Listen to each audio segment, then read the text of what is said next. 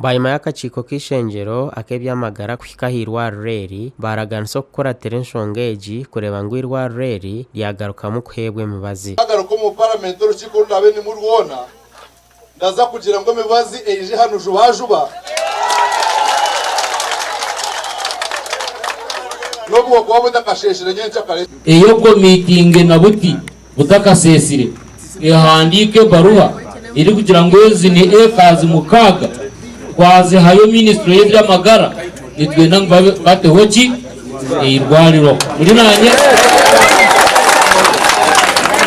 hona nabwo abebembezo mu Kasese bashabo kwihebyo butegeki Enshonga eji ebyo mubinaga nkaye omukasasiro ekimurayebembeze murire kimurayebembeze nituruka kuri hale munonga omunshozi omuntu kwali kushasha yaza kurugayo bakumuleta hano tumuleta omumugongo tumuleta siturecha muri nanye kandi nanka mines yitwara be yatandikira gukora namani tubatwi n'abantu benjaha abari kubasa kufuna accident eshaha yona nitwendirwa roriberi heyi.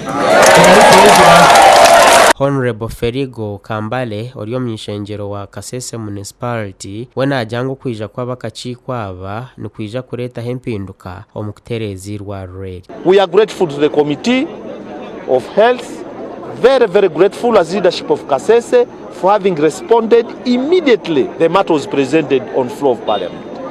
Me as a person who presented that matter on floor of parliament, I am greatly humbled.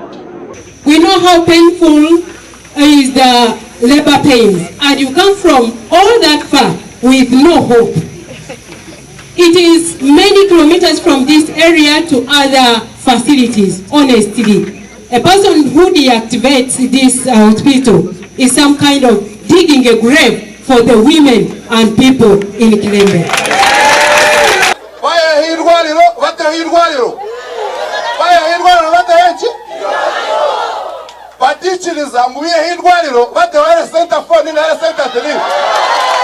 Gasha kwa Gilbert Mahanguzi omuri Kasese.